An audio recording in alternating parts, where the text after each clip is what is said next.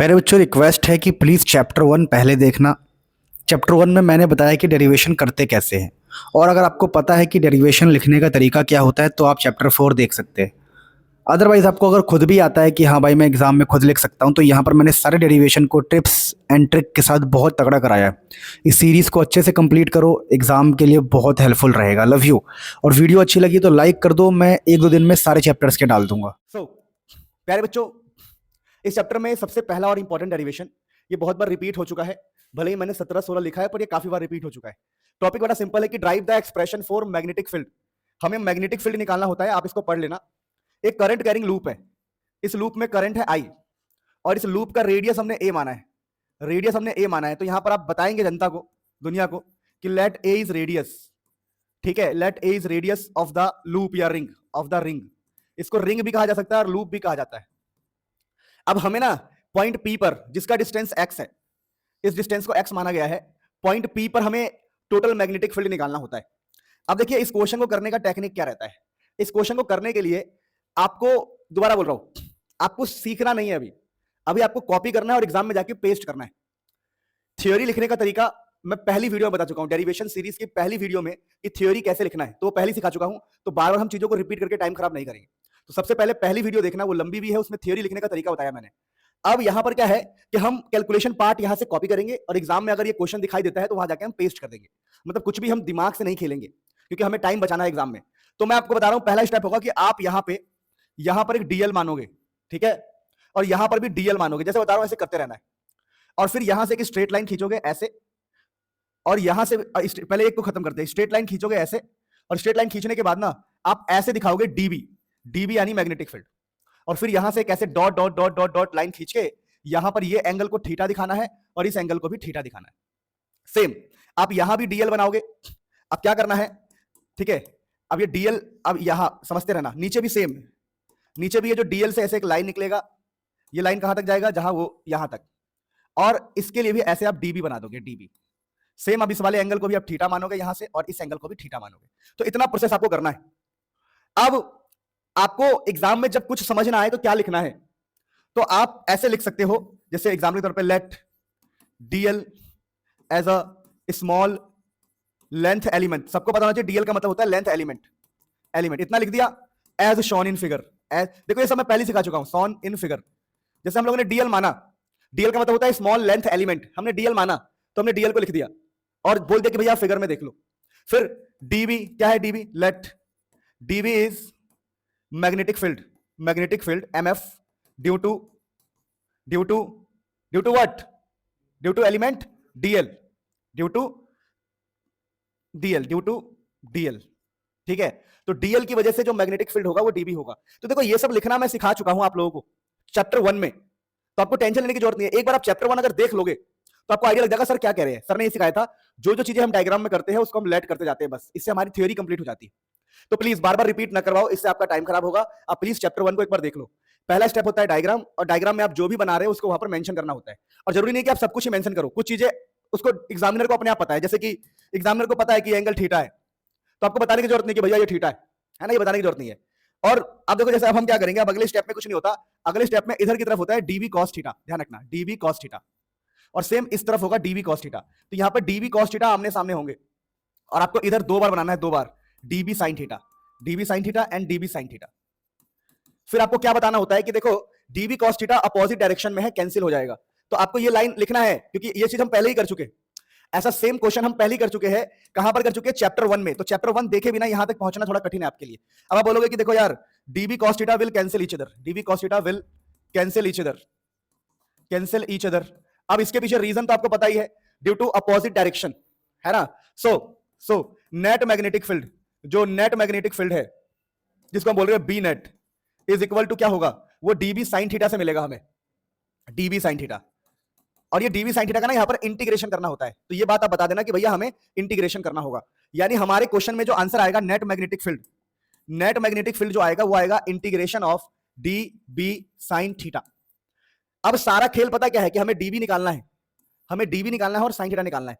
तो देखिए डीबी निकालने का तरीका क्या होता है, देखिए बायोट सावर्ट लॉ जो थे, बायोट सावर्ट लॉ कहते हैं कि डीबी का फॉर्मूला होता है के आई डी एल, ठीक है ना, के I D L by distance का स्क्वायर, डिस्टेंस का स्क्वायर, यहां पर लिख देना साइन 90 डिग्री, साइन 90 डिग्री लिखना होता है यहां पर, ध्यान रखना, और साइन 91 होता है, मैं डीबी का आपको बता रहा हूं, बोल देना वी नो, यहां पर इसकी थ्योरी में आप ये लिख देना वी नो, कहां लिख दोगे, नीचे, नीचे कहीं पर लिख देना डीबी, ऐसे लिखना कि वी नो हम जानते हैं कि डीबी जो है वो होगा K I D L sine 90 by R square.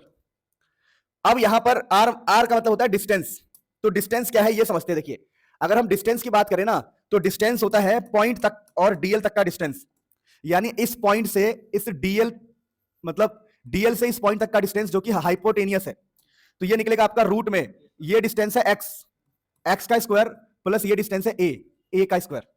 तो हमें क्या करना होता है, जब हम बाइट सावर्ट लगाते हैं तो नीचे होता है हमारे डिस्टेंस का स्क्वायर, तो डिस्टेंस तो ये है ए स्क्वायर प्लस एक्स स्क्वायर, तो इसका स्क्वायर करेंगे तो ये कट जाएगा, तो आपके पास जो डीबी का फॉर्मूला आएगा वो आएगा के आई डी एल अपॉन में ए स्क्वायर प्लस एक्स स्क्वायर।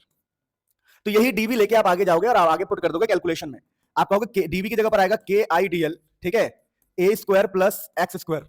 अब साइन थीटा क्या होता है, देखिए साइन थीटा जो है ना, यहां इंटीग्रेशन चल रहा है, साइन थीटा जो है हमेशा होता है क्या, लॉजिकली बात करो, साइन थीटा हमेशा होता है परपेंडिकुलर बाई हाइपोटेनियस। तो ट्रायंगल में ना परपेंडिकुलर चेक करना, रेडियस था ए हमारा परपेंडिकुलर होगा, ए इज द रेडियस। आपका ट्रायंगल ऐसे बन रहा था, अगर आप कभी भी चेक करेंगे तो ये था आपका ट्रायंगल, इस ट्रायंगल में ये जो रेडियस है ए था, ये एक्स था, और ये था under root x square plus a square plus x square, और ये है थीटा। तो परपेंडिकुलर ए है साइन थीटा होता है परपेंडिकुलर बाई हाइपोटेनियस, जो कि है ए स्क्वायर प्लस एक्स स्क्वायर। तो यहां से देखो आप इंटीग्रेशन कर रहे हैं, अगर आपको टोटल मैग्नेटिक फील्ड चाहिए तो आपको इंटीग्रेशन करना होगा। तो पहले तो हम काम अपना आसान कर लेते हैं, देखो के आई ए, और ये जो नीचे वाला पार्ट है ना, हमेशा याद रखना, जब ये बेस सेम हो रूट के साथ तो इसका आंसर आता है 3/2, ए स्क्वायर प्लस एक्स स्क्वायर की पावर 3/2। अब प्यारे बच्चों यहां पर एक चीज नोट करना है बहुत डिटेल में, बहुत अच्छे से, कि आपने लिखा के आई ए स्क्वायर एक्स स्क्वायर की पावर 3/2, लिख लिया जी, ओके। अब नोट क्या करना है कि यहां पर आपका डीएल है, डीएल जो डीएल हमारा बच गया था, और उसी का इंटीग्रेशन करना है। तो डीएल का हम इंटीग्रेशन करेंगे तो यहां पर क्या होगा, ये सोचने वाली बात है। ये के आई ए डीएल का इंटीग्रेशन हमेशा होता है 2 पाई आर, और यहां पर आर है रेडियस। कैसे, देखो एक रिंग में ये डीएल है, डीएल, तो इंटीग्रेशन का मतलब होता है पूरा लेंथ मतलब पेरीमीटर, और एक रिंग का पेरीमीटर होता है 2 पाई रेडियस, तो 2 पाई रेडियस, और नीचे क्या है ए स्क्वायर प्लस एक्स स्क्वायर की पावर 3/2। तो यही डेरिवेशन है प्यारे बच्चों, नेट मैग्नेटिक फील्ड का डेरिवेशन है ये, नेट मैग्नेटिक फील्ड का डेरिवेशन। तो एक रिंग में क्या होता है, मैग्नेटिक फील्ड इस तरफ होता है नेट मैग्नेटिक फील्ड, और नेट मैग्नेटिक फील्ड का फॉर्मूला होता है के आई ए 2 पाई ए स्क्वायर प्लस एक्स स्क्वायर की पावर ये। अब चाहो तो इस के को खोल भी सकते हो, देखो के का मतलब इसके अंदर होता है म्यू नॉट बाई 4 पाई। अगर आप इस के को खोलोगे, म्यू नॉट बाई 4 पाई को खोलोगे, तो देखो यहां से पाई कट जाएगा, और यहां 2 से ये 2 कट जाएगा, तो आपका आंसर आ जाएगा mu naught by 2 I A square, ये आई ए स्क्वायर हो जाएगा, और नीचे हो जाएगा ए स्क्वायर प्लस एक्स स्क्वायर की पावर 3/2, जहां पर ए का मतलब रेडियस था। तो ये भी बी नेट का फॉर्मूला होता है जो एग्जाम में आपसे पूछा जा सकता है। काफी टाइम लगाया हमने क्योंकि हम अच्छे से पढ़ रहे थे। लिखने का तरीका मैंने आपको बता दिया कि जो जो डायग्राम में होता है उसी को देख के लिखना होता है, बस और कुछ भी नहीं। बाकी आप प्लीज चैप्टर 1 का देखना, चैप्टर 1 में बहुत टाइम लगा के समझाया मैंने कि लिखते कैसे चीजों को, जो भी डायग्राम में देखते हैं उसको हम लिखते हैं। पहले बच्चों अगला ये टॉपिक है जो एक्चुअली बहुत सारे लोग इसको अवॉइड करते हैं, पर एग्जाम में कई बार पूछा जाता है 1-2 नंबर में। अब ये टॉपिक क्या है कि मैग्नेटिक फील्ड, देखो magnetic field at centre of circular current carrying loop या फिर फॉर आर्क, ये 2 डेरिवेशन है। एक्चुअली में क्या है, पहले का मैं आपको डायग्राम दिखाऊं, हम दोनों की डेरिवेशन का टेक्निक सेम ही है। पहले में करंट कैरिंग लूप होगा जिसके सेंटर पे आपको मैग्नेटिक फील्ड निकालना होगा, और दूसरे में क्या होगा कि दूसरे में एक आर्क होगा, आर्क, ठीक है, आर्क, और इस आर्क के सेंटर पे निकालना होगा, और कुछ एंगल दिया होगा, कुछ भी एंगल हो सकता है, थीटा, ठीक है। बस ये एंगल जो है रेडियन में होता है, ये ध्यान रखना, रेडियन। आप पहले बोलेंगे रेडियन का मतलब क्या होता है, थीटा इन रेडियन, रेडियन मतलब जैसे पाई/2, पाई/3, पाई, ऐसा कुछ दिया होगा। तो इन दोनों के लिए सेम टेक्निक होता है डेरिवेशन का। तो डेरिवेशन कैसे स्टार्ट होता है, देखो डेरिवेशन में सॉल्यूशन हम ऐसे स्टार्ट करते हैं, देखो दोबारा लिखने का तरीका वही है। लिखने का तरीका बहुत सिंपल है कि सबसे पहले आप एक जो कर रहे हो उसका डायग्राम बनाओ। तो आपने डायग्राम बनाया, बोला भैया सर्कल है जिसका रेडियस है कुछ भी, रेडियस है आर।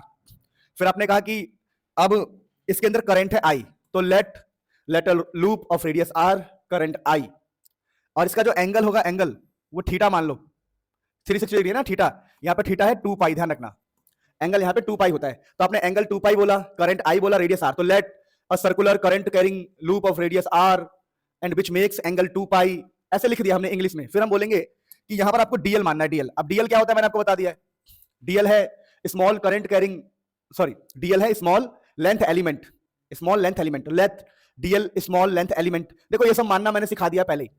फिर आप कुछ नहीं करते, आप यहां पर लगाते हो Biot Savart law. Biot Savart कहता है डीवी जो होगा वो होगा K IDL sine 90 degree by R square. फिर आप बी निकालने के लिए इसका इंटीग्रेशन करते हो, इंटीग्रेशन हो जाएगा के आईडीएल अपॉन में आर स्क्वायर। तो आप क्या करते हैं फिर कहते हैं कि ठीक है साइन 90 तो 1 हो जाएगा, के बाहर ले लेते हैं, आई बाहर, आर स्क्वायर बाहर, और डीएल का इंटीग्रेशन कर देते हैं। और डीएल कहां से कहां जाएगा, 0 से 2 पाई आर तक, क्योंकि हम जो इंटीग्रेशन करेंगे वो 0 से 2 पाई आर ही तो होगा। ठीक है, और पीछे वाले क्वेश्चन में ना ये लिमिट दिखाना चाहो तो दिखा सकते हो कि डीएल का जो हम इंटीग्रेशन कर रहे हैं ये 0 से हम 2 पाई ए तक कर रहे हैं, पेरीमीटर तक। ठीक है ना, इंटीग्रेशन की लिमिट दिखा देना एक बार, जहां पर हम डीएल के ऊपर इंटीग्रेशन की लिमिट दिखा देना। अब क्या है, अब के की जगह के, आई की जगह आई, आर के स्क्वायर जगह आर। अब डीएल का इंटीग्रेशन होता है 2 पाई आर रेडियस। अब यहां पर कुछ भी नहीं होगा, देखो यहां पर ये आर से आर कट जाएगा और मैग्नेटिक फील्ड का फॉर्मूला आ गया के आई आर, और 2 पाई का मतलब था थीटा, तो के आई थीटा। ठीक है, तो ये हो गया मैग्नेटिक फील्ड का फॉर्मूला आपका। अब देखो, अब आप यहां पर अगर थीटा की वैल्यू डाल दोगे, थीटा की वैल्यू डाल दोगे 2 पाई, तो आप यहां पर के को भी खोल सकते हो, के को यानी कि म्यू नॉट बाई 4 पाई। तो यहां पाई से पाई कट जाएगा, 2 से 2 कट जाएगा, तो मैग्नेटिक फील्ड की वैल्यू आ जाएगी mu not I by 2 R. यानी आपको के की वैल्यू खोलनी है और थीटा की वैल्यू खोलनी है। तो ये तो पाई से पाई कट जाता है, 2 से 2, तो ये तो हो गया हमारा। अब हमारा सेम यहां तक आप छोड़ के आ सकते हो एग्जाम में, यहां तक अगर क्वेश्चन ऐसा होता, सेम आपको ये एंगल दे दे कुछ थीटा और इसकी रेडियस दे दे आर, तो सेम टेक्निक है, लेकिन आपको यहां तक ये इस वाले के लिए आंसर यहां तक छोड़ के आ सकते हो। ठीक है, और इस पूरे के लिए एंगल दे रखा है तो आपने एंगल की वैल्यू पुट कर दी बस, तो कोई फर्क नहीं है, कोई फर्क नहीं है। ठीक है, कोई दिक्कत तो नहीं है किसी को। वैसे तो इसका एग्जाम में नहीं आता है कभी भी, इसके ऊपर क्वेश्चन ही आता है, आपका एग्जाम में यही आएगा सर्कल वाला। फटाफट नोट कर लो, फिर हम आगे बढ़ते हैं। अब पहले बच्चों अपने पास है नेक्स्ट डेरिवेशन। अब देखिए ये नेक्स्ट डेरिवेशन क्या होता है कि इसमें बोलते हैं drive the expression for force per unit length. देखिए इसमें क्या होता है कि दो कंडक्टर, तो let two conductors having current I1 current I2, उनके बीच में डिस्टेंस है मान लो d, तो let two current carrying conductors, current I1 current I2, distance between them is d, हम डिस्टेंस को d मान लेंगे। अब हमें निकालना क्या होता है, फोर्स पर यूनिट लेंथ। चलो देखो, तो हम बोलेंगे नाउ, हम ये जानते हैं कि जो फोर्स होगा वो होता है BIL, लेकिन यहां पर याद क्या रखना है, याद रखना है कि अभी हम निकाल रहे हैं फोर्स ऑन 1 ड्यू टू 2। हम ऐसा मान रहे हैं कि पहले ने दूसरे पर फोर्स लगाया, पहले ने दूसरे पर फोर्स लगाया, हम ये निकाल रहे हैं कि पहले ने दूसरे पर फोर्स लगाया, तो इसको ऐसे लिखेंगे फोर्स ऑन 1 ड्यू टू 2। नहीं सॉरी मैंने उल्टा बोल दिया, हम तो ये निकाल रहे हैं ना, हमें निकाल रहे हैं फोर्स ऑन 1 ड्यू टू 2, दूसरा है जो पहले पर फोर्स लगा रहा है। हम ये पढ़ रहे हैं फोर्स ऑन 1 पहले पर फोर्स लगा दूसरे की वजह से। ठीक है, ध्यान रखो, तो फोर्स ऑन 1 पहले पर फोर्स लगा दूसरे की वजह से, तो पहले पे लग रहा है, तो इसको ऐसे लिखते हैं F12। जब F12 लिखते हो ना तो लगा कौन रहा है, ड्यू टू 2, दूसरा बंदा फोर्स लगा रहा है, तो यहां पर मैग्नेटिक फील्ड दूसरे का होता है, मैग्नेटिक फील्ड दूसरे का होता है, लेकिन करंट तो पहले का ही रहेगा और लेंथ पहले का ही रहेगा, यानी मैग्नेटिक फील्ड उसका होता है जो फोर्स लगा रहा होता है। फिर तो आपने काम खत्म कर दिया, काम 35। देखो कैसे, अब ये जो F12 है तो यहां पर मैग्नेटिक फील्ड दूसरे का, तो यहां से आप B2 निकालोगे, B2, तो देखिए एक वायर के लिए मैग्नेटिक फील्ड का फॉर्मूला पता है किसी को, mu naught I2 by 2 pi distance D, mu naught I 2 pi R, ये मैग्नेटिक फील्ड का फॉर्मूला होता है वायर के लिए। तो यहां पर मैग्नेटिक फील्ड का फॉर्मूला हो जाएगा mu naught I2 by 2 pi D, और बगल में I1 है, और इस जो लेंथ है, इस लेंथ को नीचे डिवाइड किया जाता है, तो ये बन गया हमारा आंसर, डेरिवेशन खत्म।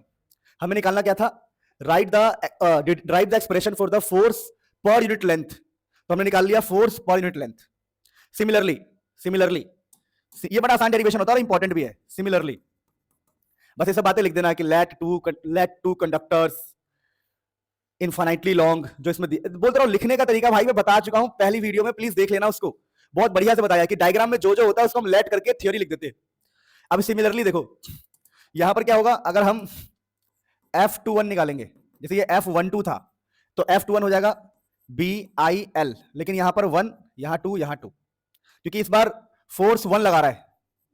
Similarly force on 2 due to 1, इस बार हम ये निकाल रहे हैं कि 2 पर लग रहा है 1 की वजह से, तो मैग्नेटिक फील्ड 1 का आएगा, तो mu naught I1 by 2 pi D, बगल में I2 है और ये F21 है, उसको इस वाले L से डिवाइड कर देंगे नीचे, तो ये हो गया फोर्स पर यूनिट लेंथ। दोनों फॉर्मूला सेम ही आता है, ध्यान रखना, mu naught I2 I1 mu 1 I1 I2 2 pi D two pi D. तो ये डेरिवेशन खत्म, बड़ा आसान डेरिवेशन था, प्लीज नोट करो फिर आगे बढ़ते हैं।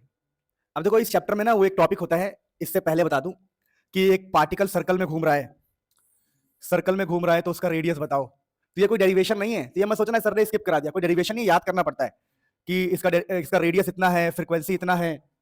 तो ये कोई डेरिवेशन नहीं था कि एक पार्टिकल अगर 90 डिग्री पर मैग्नेटिक फील्ड में घूम रहा है तो रेडियस का एक्सप्रेशन, फ्रीक्वेंसी का एक्सप्रेशन बहुत इजी है, उसको याद कर लेना, वो कोई डेरिवेशन नहीं है। डेरिवेशन ये है जो मैं आपको बता रहा हूं, देख लो 1-2 नंबर में आएगा, ये आएगा। तो देखो, तो असली डेरिवेशन ये है जो 1-2 नंबर में आएगा। कई बार बोलेंगे बताओ कन्वर्जन कैसे गैल्वेनोमीटर को एमीटर में करोगे और कैसे गैल्वेनोमीटर को वोल्ट मीटर में। तो ये वाले टॉपिक का नाम बता दूं मैं, इसका नाम है, इस टॉपिक का नाम है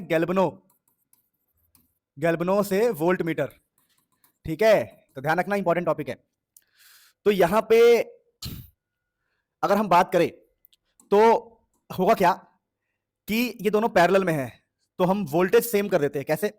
इसके अंदर का वोल्टेज क्या होगा, तो वोल्टेज का फॉर्मूला होता है करंट इनटू में जो भी रेजिस्टेंस हो। तो यहां पर करंट है IG और रेजिस्टेंस है capital G, current into resistance. आपको पता होगा कि चैप्टर 3 में मैंने आपको समझाया था कि G एक रेजिस्टेंस होता है, ठीक है, G एक रेजिस्टेंस होता है। तो IG इंटू G कर दिया, और यहां पर जो रेजिस्टेंस है S, लो रेजिस्टेंस, इसको शंट बोलते हैं, शंट। तो ये लो रेजिस्टेंस है, तो S इंटू में I माइनस IG। अब इसी इक्वेशन से आप कुछ भी सॉल्व करना चाहो कर सकते हो, यही इसकी इक्वेशन है। आप यहां से S की वैल्यू निकाल सकते हो, जो कि आएगा IG इंटू में G अपॉन में I माइनस IG, जहां पर I का मतलब होता है करंट ऑफ गैल्वेनोमीटर। I के नीचे छोटा सा G है, देखो I के नीचे छोटा सा G, करंट ऑफ गैल्वेनोमीटर, तो ध्यान रखना।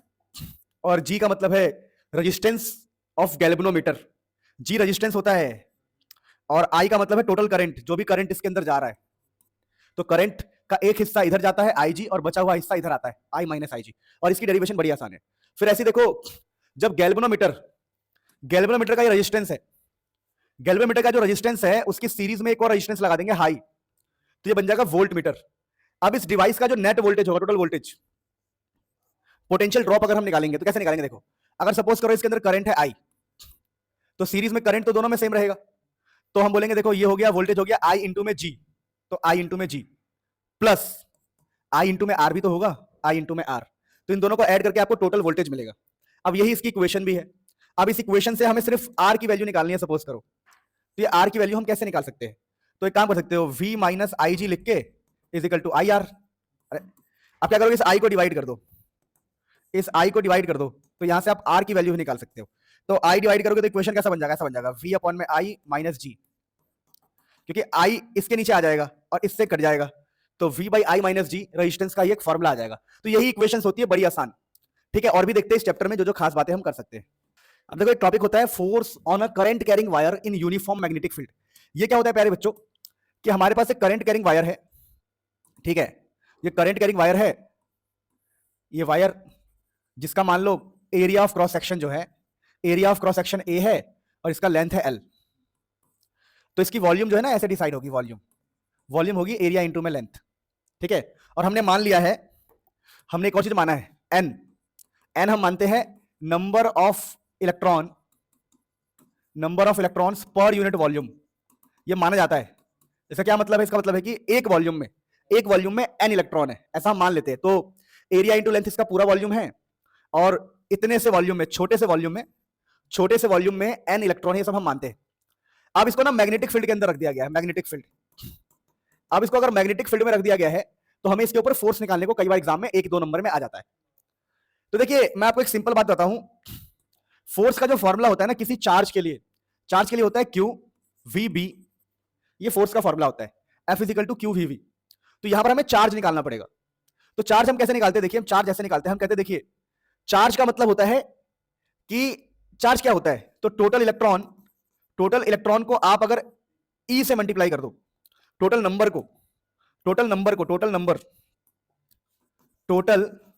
नंबर ऑफ इलेक्ट्रॉन्स, जितने भी नंबर ऑफ इलेक्ट्रॉन्स है। अरे यार ये क्वांटाइजेशन ऑफ चार्ज याद नहीं है क्या तुम्हें, क्वांटाइजेशन ऑफ चार्ज क्या कहता है, देयरफॉर Q जो होता है ना, Q हमेशा होता है टोटल नंबर ऑफ चार्ज, और उसको हमें E से मल्टीप्लाई करना पड़ता है। तो टोटल नंबर ऑफ चार्ज कैसे निकालेंगे, तो ऐसे निकालेंगे, हम दिमाग लगा, देखो आपको करके नहीं दिखाना पर समझा रहा हूं। एक वॉल्यूम में है N चार्ज, तो X वॉल्यूम में क्या होगा, XN, तो एल वॉल्यूम में क्या होगा, एल एन, समझो एक वॉल्यूम में है एन, तो एक्स के लिए एक्स एन हो गया, तो एल के लिए क्या हो जाएगा, एल एन। तो यहां पर ये एल एन आता है, क्योंकि एल का मतलब है वॉल्यूम और एन का मतलब है एक वॉल्यूम का। अगर एक वॉल्यूम में एन है तो एल वॉल्यूम में एल एन होता है। तो ये चार्ज का फॉर्मूला हमेशा याद कर लो, एल एन इंटू में ई। अब देखो कई लोगों को समझ में नहीं आएगा, दोबारा बोल रहा हूं, अभी समझदारी का टाइम ही नहीं है। अभी है कि यहां से कॉपी करना है, सिंपल स्टेप्स, वहां जाके पेस्ट करना है, और कोई समझदारी वाली बात ही नहीं है। तो फोर्स जो हो जाएगा हमारा, चार्ज की जगह पर हम डाल देंगे ए एल एन ई, और वी अपनी जगह रहेगा और बी अपनी जगह रहेगा। अब यहां पर एक चीज नोट करना, बोलना वी नो, हम जानत है कि जो करंट का फॉर्मूला होता है, करंट का फॉर्मूला होता है वेलोसिटी, यहां पर वी का मतलब वेलोसिटी है, वेलोसिटी है, सबको पता होना चाहिए। तो velocity N E A, area, ये करंट का फॉर्मूला होता है, इसको बोलते हैं ड्रिफ्ट वेलोसिटी वाला कॉन्सेप्ट। ड्रिफ्ट वेलोसिटी में करंट का फॉर्मूला होता है drift velocity N E A. तो यहां पर देखो N E A and velocity क्या बन जाएगा, करंट। देयरफॉर या जो भी है दैट्स वाई, तो आपका जो एफ आएगा, एफ आएगा देखो यहां एल बचा खाली एल, और ये जो टिक मार रहा हूं, टिक जितने भी टिक मार रहा हूं, वी ई एन ए, ये करंट बन जाएगा, और यहां से बी बचेगा बी। तो हमारे पास एल बचा, बी बचा और बाकी करंट बन गया। तो यही फोर्स का फॉर्मूला हमें ड्राइव करना होता है, F is equal to B I L. बड़ा आसान डेरिवेशन बताया मैंने, एफ इजिकल टू बी, ठीक है ना, आई ऐसा होता है, आई एल क्रॉस बी। बड़ा आसान डेरिवेशन बताया, कोई टेंशन वाली बात ही नहीं है। Force is equal to I L cross B, क्या बात है, force on a current carrying wire in a uniform magnetic field का डेरिवेशन भी हमने कर लिया। अब इस चैप्टर के ऑलमोस्ट सारे डेरिवेशन हम कर चुके हैं बहुत आसानी स्टेप्स में। बस आपको पहला वीडियो मेरा देखना है डेरिवेशन सीरीज का, ताकि आपको आइडिया लगे कि डेरिवेशन को रिप्रेजेंट कैसे करते हैं। अब हर डेरिवेशन को मैं रिप्रेजेंट करूंगा ना, तो डेरिवेशन डेरिवेशन का मान के चलो तो 4 घंटे का लेक्चर बन जाएगा एक चैप्टर का। सो torque on a current carrying loop, एक लूप है, ठीक है। जैसे कि मैं बता रहा हूं क्या होता है एक्चुअली में, अगर हमारे पास ये लूप है और हमने इधर मैग्नेट्स लगा रखे, सपोज करो हमने इधर मैग्नेट लगा दिया, सिंपल मैग्नेट भी आप लगा सकते हैं, ऐसी बात नहीं है, डायग्राम आप तो कैसा भी लगा सकते हैं। मान लो बस हमें यूनिफॉर्म मैग्नेटिक फील्ड देना है, यहाँ पे हमने मैग्नेट लगा दिया नॉर्थ पोल साउथ पोल, और हमने ऐसे एक्सिस बनाया है कि ये सिर्फ ऐसे घूम सकता है, ऐसे बस, और इसके अंदर करंट हमने दे दिया, करंट, ठीक है। और सपोज करो ये लेंथ है एल और विड्थ है इसकी डब्ल्यू। तो जब इधर से मैग्नेटिक फील्ड निकलेगा ना, ये मैग्नेटिक फील्ड, तो मैग्नेटिक फील्ड में ये लूप ऐसे घूमेगा, घूमेगा तो हम कहेंगे टॉर्क आएगा, टॉर्क। तो डायग्राम बनाते वक्त क्या लिखोगे, let magnet as shown in figure, magnetic field from north to south, take a loop in which current is I, it can rotate in the sense shown in figure, जैसा figure में दिखाया गया वैसा वो रोटेट कर सकता है, ठीक है। अब यहां पर कुछ साइड्स मानने होते हैं आपको, sides A B C D, sides मानने होते हैं, और आपको क्या लिखना होता है कि फोर्सेस लिखना होता है, फोर्सेस ऑन, फिर यहां पर लिखेंगे आप side, side A B, A B पर जो फोर्स होगा वो होगा F is equal to B I L, B I, और डिस्टेंस कितना है, ये डिस्टेंस ए बी का डिस्टेंस को हमने डब्ल्यू माना है, डब्ल्यू। अच्छा यहाँ पे डब्ल्यू मत मानो यार, कंफ्यूज हो जाओगे, विड्थ को ना बी मान लो, क्योंकि डब्ल्यू तो एंगुलर स्पीड होती है ना, कंफ्यूज हो जाओगे। तो लेंथ इसका एल है और विड्थ इसका बी है, बी, तो विड्थ को आप बी मानो, विड्थ को बी मानो और लेंथ को एल मानो। तो यहां पर देखो ए बी की अगर हम बात करें, ए बी, तो ए बी के लिए जो साइड है वो बी है, बी, तो फोर्स का फॉर्मूला होता है बी आई इंटू में डिस्टेंस, तो B I B small B आएगा, ठीक है। तो अब साइड किसकी बात कर रहे हैं हम, साइड सी बी की बात करते हैं, सी बी, ठीक है, प्लीज ध्यान दो। और ये फोर्स है ना, ऐसे लिखना, देखो ये जो फोर्स है ये इनसाइड है, तो इनसाइड के लिए ना माइनस के कैप लगाया जाता है, इसके ऊपर फोर्स अंदर की तरफ लगता है, ये बात ध्यान रखना। ये जो ए बी साइड है, ए बी, इस पर फोर्स अंदर लगता है, इसलिए माइनस के कैप बताना पड़ेगा आपको, अंदर लग रहा है फोर्स। सीबी के ऊपर फोर्स की बात करते हैं, चलो ए बी की बात कर ली, अब इसकी बात करो सी डी की, अपोजिट साइड्स की बातें हमेशा करनी है, सी डी, तो सी डी पर जो फोर्स वेक्टर होगा वो होगा B I B, B I B, पर ये प्लस के होगा, प्लस के, ध्यान रखना, एक फोर्स माइनस के तो एक फोर्स प्लस के होता है, मतलब इसके अंदर फोर्स अंदर लगेगा और यहां से बाहर, तभी तो ऐसे रोटेट होगा, समझो ये मेरा हथेली है, तो इस पे अंदर लग रहा है फोर्स और इस साइड बाहर, तभी ये रोटेट करेगा, ठीक है। अब लिख देना forces on BC and AD, जो बचे हुए साइड है बीसी और AD, do not causes torque, do not causes torque, इनकी वजह से टॉर्क नहीं आ सकता, क्योंकि हम रोटेट ऐसे थोड़ी करवा रहे। सोचो अगर ये मेरे पास कोई कॉपी है, suppose we have a notebook this, तो हमें इधर फोर्स लगाएंगे, ऐसे रोटेट करवाना है, हमें ऐसे रोटेट करवाना है, ऐसे हमें ऐसे रोटेशन नहीं करवाना है। यानी ये वाला जो साइड पे फोर्स लग रहा है और ये वाले साइड का फोर्स लग रहा है, उससे कोई टॉर्क का रिलेशन नहीं है, क्योंकि हम रोटेशन नहीं चाहते ना ऐसा। यार, हम जो रोटेशन चाहते हैं उसमें हमारा ये वाला ही काम आए, ये वाला काम आएगा, ये वाला एंड ये वाला, क्योंकि हमने रोटेशन रखा ही ऐसा है, यू यू यू यू। अरे सही तो है, अरे ठीक है, ऐसे ऐसे सब एक ही बात है। अरे तो क्या हो गया, डायरेक्शन इससे इतना क्या है, वो समझ गए, ऐसे कह रहे हो आप, कोई फर्क नहीं पड़ता, घूम के तो ऐसे ही आ जाएगा, ले फिर ऐसा ही दिखेगा, ठीक है। तो अब टॉर्क कैसे निकालते हैं, देखो torque, now now due to outward, इसका नाम रख देते, चलो कुछ नाम रख देते हैं, नाम इसका नाम F1 और इसका नाम F2, due to F1 and F2, F1 F2, there will be a torque, there will be a torque, F1 F2 की वजह से टॉर्क होगा, क्योंकि एक फोर्स अंदर है, एक फोर्स बाहर है। अब टॉर्क कैसे निकालोगे, देखो टॉर्क निकालने के लिए आप सीधा बोलोगे, टॉर्क का फॉर्मूला होता है क्या, पता है किसी को, R क्रॉस F। टॉर्क हमेशा R क्रॉस F होता है, या तो आप टॉर्क को लिखते हो आर एफ साइन थीटा, दो तरीके होते हैं टॉर्क लिखने के। तो यहां पर हम डिस्टेंस क्या लेंगे ये समझना, तो डिस्टेंस हमें ये लेना है, ये वाला इनके बीच का, क्योंकि हमने ये दोनों फोर्स लिए है, ये एक ये वाली लाइन और एक ये वाली लाइन, तो इनके बीच के डिस्टेंस को एल बोला गया है, क्या बोला गया है, एल। तो डिस्टेंस को एल लोगे आप, फोर्स कितना है, फोर्स है आपका, फोर्स है B I B, force B I B है, आप चेक कर लें, दोनों फोर्स बी आई बी ही है, और साइन थीटा की जगह पर साइन थीटा। अब एक ध्यान रखना, तो यहां से आपका जो टॉर्क बनेगा वो क्या बनेगा, देखो टॉर्क बनेगा क्या, यहां से ये L और ये B, L length into breadth हो जाएगा area, area B I sine theta, ये टॉर्क है। बट एक केस याद रखना, केस क्या, for n number of turns, n number of turns, अगर हमारे पास बहुत सारे टर्न्स हुए, लूप के अंदर बहुत सारे टर्न्स है, तो टॉर्क का फॉर्मूला हो जाता है एन आई बी ए साइन थीटा, निब्बा साइन थीटा। हम यहां पर n से मल्टीप्लाई करेंगे, अगर n नंबर ऑफ टर्न्स हुए हमारे पास, तो अगर n नंबर ऑफ टर्न्स है तो यहां पर आपको n से मल्टीप्लाई करना पड़ेगा, तो एन आई बी ए ये टॉर्क है। और इसी को वेक्टर फॉर्म में लिखोगे तो वेक्टर फॉर्म में टॉर्क का फॉर्मूला होता है एन आई ए क्रॉस बी, ठीक है। तो ये आप लोगों ने टॉर्क का डेरिवेशन किया, तो थोड़ा सा कठिन होता है पर हमने कर लिया। अब इसका एक लास्ट डेरिवेशन देखेंगे, मूविंग कॉइल गैल्वेनोमीटर का। देखो मूविंग कॉइल गैल्वेनोमीटर बड़ा इंपॉर्टेंट होता है ये, ठीक है। तो बेसिकली इसकी डेरिवेशन बड़ी आसान है, वैसे डेरिवेशन कितनी आसान है समझा रहा हूं, देखो जो आपने पीछे पढ़ा वही, बस इसमें ना मैग्नेट को ऐसे रखा जाता है, ये नॉर्थ और ये होर्सू की तरह, ये जैसे घोड़े के पैर होते हैं वैसे मैग्नेट है, नॉर्थ साउथ। एक्चुअली में इसके पीछे रीजन क्या होता है कि हम यहां पर ना एक कॉइल रखेंगे, कॉइल ये हमारा कॉइल है, और कॉइल को स्प्रिंग से कनेक्ट करते हैं, स्प्रिंग के बारे में मैं आपको बताऊंगा, अभी वेट करो।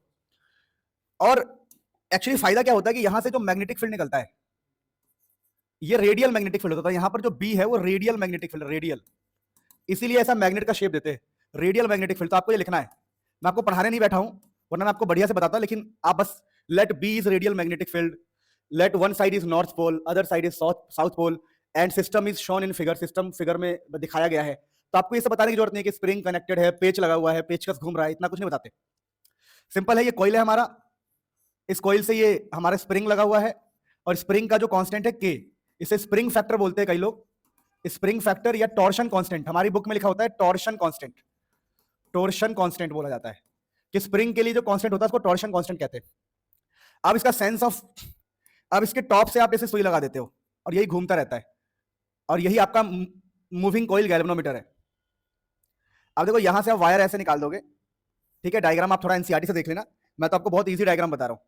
अब ये वायर आप कहीं भी लगा सकते हो, ये आपका मूविंग कॉइल गैल्वेनोमीटर है। अब मूविंग कॉइल गैल्वेनोमीटर के पीछे की कैलकुलेशन कैसी होती है सुन लो, कैलकुलेशन ऐसी होती है कि जो मूविंग कॉइल गैल्वेनोमीटर है उसी प्रिंसिपल पे काम कर रहा है, कि अगर किसी लूप को अगर आपने मैग्नेटिक फील्ड में रखा तो वो रोटेट होगा। तो सर ये स्प्रिंग क्यों लगाया है, आप देखो कोई चीज अगर रोटेट हो गई तो उसको वापस भी तो आना है, तो वापस लेके आएगा हमारा स्प्रिंग, तो स्प्रिंग की हेल्प से वो अपनी जगह पर वापस आ जाएगा। मान लो ये सुई आगे पहुंच गया रोटेट हो गए, तो वापस जीरो पर भी तो आना है ना, क्योंकि करंट नापता है, करंट।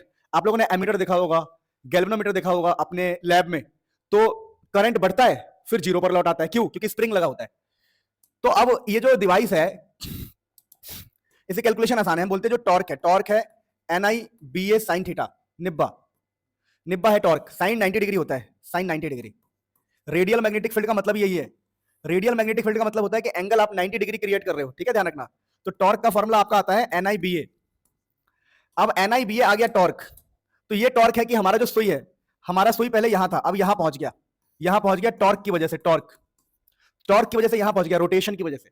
तो स्प्रिंग इसको वापस लेके आता है, स्प्रिंग इसको वापस लेके आता है, तो हम बोलेंगे इन इक्विलिब्रियम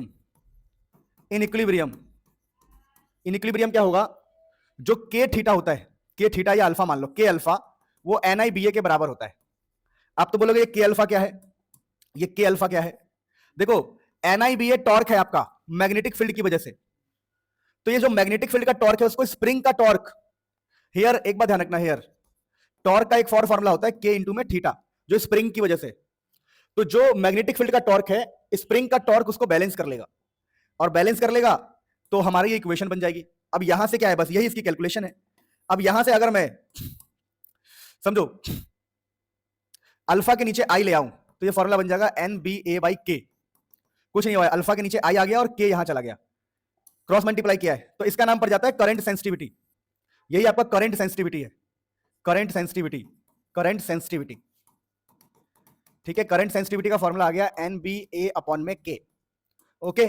और एक और होता है वोल्टेज सेंसिटिविटी, आपको कुछ नहीं करना पड़ता, NBA/K के बगल में R से मल्टीप्लाई, R मतलब रेजिस्टेंस, R यहां पर है रेजिस्टेंस, तो ये हो जाएगा आपका वोल्टेज सेंसिटिविटी। सही किया है मैंने, IV/R, R वहां जाएगा इधर, ठीक है। तो इस प्रकार से हमने current sensitivity, voltage sensitivity, moving coil, galvanometer पढ़ लिया। अब इनके मैं PDF भी दे दूंगा आपको कि एग्जाम में कैसे लिखना है, थ्योरी वाली PDF भी दे दूंगा, कोई टेंशन वाली बात नहीं है, वैसे ऐप पर पहले से डला हुआ है। तो इस प्रकार से इस चैप्टर के हमने सारे डेरिवेशन कर लिए। Love you all.